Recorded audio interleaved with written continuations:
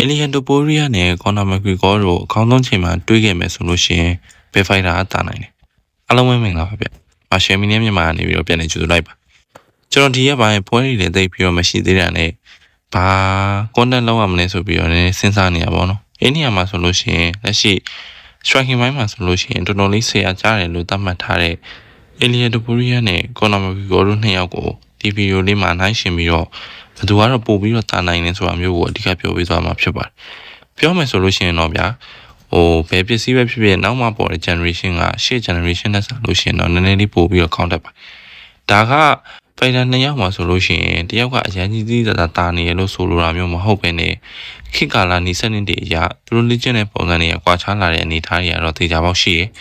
လောဆယ်မှာအဲ့ကောင်နည်းနည်းလေးဖယ်လိုက်မယ်ဆိုလို့ရှိရင်နီးစနစ်ပိုင်းသီးသန့်ပြောပါ striking ဘက်မှာဆိုလို့ရှိရင်Islam Makhachev ကမှချက်ပေးဘူးလားရှိရပါတော့ဒါကဘာလဲဆိုတော့လုံးဝ aggressive ဖြစ်တဲ့ကစားဟန်ချင်းပဲလုံးဝကြည့်လိုက်မယ်ဆိုလို့ရှိရင်တော့ Ilya Topuria ကဒီနေရာမှာအများကြီးပို့ထားတယ်ဘာလို့လဲဆိုတော့ Ilya Topuria ကခံနိုင်ရင်လည်း corner ထက်စားလို့ရှိရင်လည်းပိုမြင့်တယ်ဒါအပြင်သူကပြန်ဘက်ကိုဖြည်းဖြည်းချင်းလိုက်ပြီးတော့မှသူလိုချင်တဲ့ပုံစံကိုတွင်းပြီးတော့ကစားလေးရှိရကစားသမားပြောရင် Ilya Topuria ကကောင်းတာသမားမဟုတ်ဘူးဒီ fighter ကစားတဲ့ပုံစံမှာဆိုလို့ရှိရင်ဒါ Ilya Topuria ကတားတယ်ဆိုပြီးတော့ Islam ကပြောခဲ့တာဒါပေမဲ့ Islam ကချက်ဖက်ကနေပြီးတော့ဆက်ပြီးတော့ပြောထားတာကကော်နာမက်ဂရီဂေါကပြောမယ်ဆိုလို့ရှိရင် MMA မှာဆိုလို့ရှိရင်ဘယ် fighter ကမှမပိုင်ဆိုင်ထားနိုင်တဲ့ကောင်းတာကစားဟန်မျိုးကိုလုံးဝရထားတယ်ပေါ့နော်အဓိကအဖြစ်ပြိုင်ဘက်ဝင်လာတာကိုစောင့်ဖမ်းတဲ့နေရာမှာကော်နာမက်ဂရီဂေါကိုဘယ်သူမှမမှီဘူးဆိုပြီးတော့ပြောထားတာဖြစ်ပါတယ်ကျွန်တော်အနေနဲ့ဒီချက်ကိုလက်ခံလာဆိုလို့ရှိရင်တော့လက်ခံလို့ရတယ်ဘာလို့လဲဆိုတော့ကော်နာမက်ဂရီဂေါရဲ့အဓိကအားသာချက်ကပါဝါတွေပောက်ကွဲရတယ်မဟုတ်ဘူးသူ့ရဲ့အားသာချက်သူ့ရဲ့စကားလုံးဖြစ်တဲ့ဒါ timing beat speed ပေါ့နော်ပြင်မြန်မှုကိုဒီ timing guide လုံးဝကွက်တီဖြစ်မှုကဒါအလဲထိုးနိုင်နေဆိုတဲ့ပုံစံမျိုးပြောထားတယ် precision beat power ဆိုတဲ့စကားတိုင်းပဲတိကျမှုအသေးစိတ်တိကျစွာထိုးနိုင်တဲ့အနေအထားတစ်ခုကဒီ power ကိုပို့ပြီးတော့ဒါတားလွန်စေတယ်ဆိုတဲ့ပုံစံမျိုးနဲ့ပြောထားတာဖြစ်ပါကော်နာမက်ဂီဂေါရဲ့ထိုးချက်တွေကိုကြည့်မယ်ဆိုလို့ရှိရင်ကော်နာမက်ဂီဂေါကချွတ်သားတွေနဲ့လုံးဝအရန်ကြီးအမြောင်းလိုက်နေထားနေရမျိုးမဟုတ်ဘူးသူ့ရဲ့ခန္ဓာကိုယ်ကခပ်ပင်ပပပဲအရန်ကြီးလူပေါင်းကြီးနေတဲ့ထဲမှာလည်းမပါဘူးဒါပေမဲ့သူထိုးတယ်ဆိုလို့ရှိရင်ပြန်ဖက်တွေကလုံးဝခွေကနေကိုကြားတယ်ဆိုတဲ့အနေအထားမျိုးဒါပေမဲ့ကော်နာမက်ဂီဂေါထိုးတာကျတော့ပြန်ဖက်တွေမူးဝေပြီးတော့ဒါ knock down ကိုမှ knock down နဲ့ knock out ကြားရဲလောက်ပေါ့နော်အဲ့လောက်ပေါ်ဝပြီးတော့သွားတယ်ဒါပေမဲ့ Indian Topuria ထိုးရင်ကျတော့လုံးဝသတိပါလက်တယ်ဆိုတဲ့အနေအထားမျိုးပါဒီတော့ကြောင့်မလို့ပါဝါပိုင်းကတော့ India Topuria ကတာရလို့တော့ကျွန်တော်စိတ်ထဲမှာတော့မြင်တယ်ဒါပေမဲ့တိကျမှုနဲ့ကောင်တာပိုင်းကတော့ Conor McGregor ကတာရလို့မြင်တယ်ပေါ့နော်ခန္ဓာရင်ပိုင်းမှာဆိုလို့ရှိရင် India Topuria ကနည်းနည်းပို့ပြီးတော့တာပါလိမ့်မယ်ဒါပေမဲ့ဒီ fighter နှစ်ယောက်ကိုရှင်းနေဆိုလို့ရှိရင်ဒါ striking ဘိုင်းမှာထပ်ရှင်းရမယ်ဆိုလို့ရှိရင်လည်း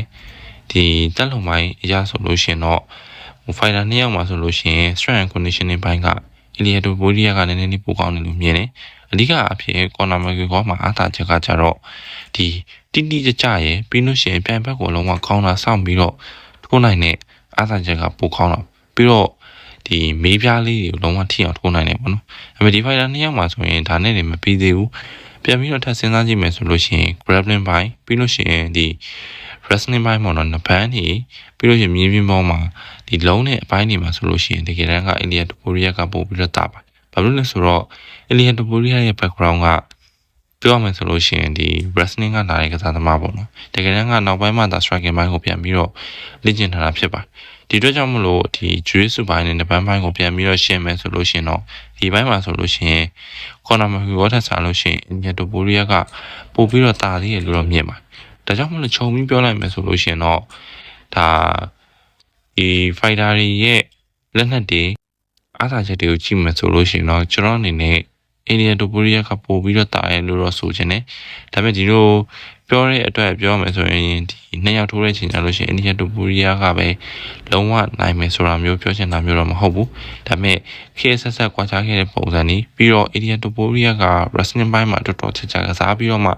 ှသူ့ရဲ့ striking ကိုဒီလောက်ထိကောင်းအောင်လို့ပြန်ပြီးတော့ဆွဲတင်နိုင်ခဲ့တဲ့အနေအထားတွေဒါတွေကိုကြည့်မယ်ဆိုလို့ရှိရင် Ilya Topuria ကနည်းနည်းလေးပို့ပြီးတော့ပြည့်စုံတဲ့ကစားသမားတစ်ယောက်အနေနဲ့ရှိနေရဒါပေမဲ့ Ilya Topuria လုံးဝမရနိုင်တာကတော့ Conor McGregor ရဲ့ဒီ timing guide ပို့နိုင်တဲ့ ပြိုင်ဘက်ရဲ့လှုပ်ရှားမှုကိုကြည့်နိုင်တဲ့အမြင်တွေရဲ့ပြီးလို့ရှိရင်ဒီဘယ်လက်သီးရဲ့ထိချပါဝါပဲဖြစ်ပါဒီအိန္ဒိယတပိုရီးယားမှာကျတော့ညာလက်သီးပါဝါကလည်းအတော်ဟိုပြင်းတဲ့အနေအထားတစ်ခုပေါ့နော်ဒါနှစ်ယောက်ကစားဟန်ခြင်းမတူကြဘူးဒါပေမဲ့ striking ဘက်မှာဆိုရင်တော့တကယ်ကိုရသားမြောက်တဲ့ fighter တွေဖြစ်ပါတယ်အဲ့ဆိုတော့ကျွန်တော်ဒီနေ့ပြပြပေးသွားတဲ့အကြောင်းအရာကိုအားလုံးပဲသဘောကျလိမ့်မယ်လို့မျှော်နေပါတယ်ကျွန်တော်ရဲ့ YouTube channel ကိုလည်း subscribe လုပ်ထားပေးပါအားလုံးကိုကျေးဇူးတင်ပါတယ်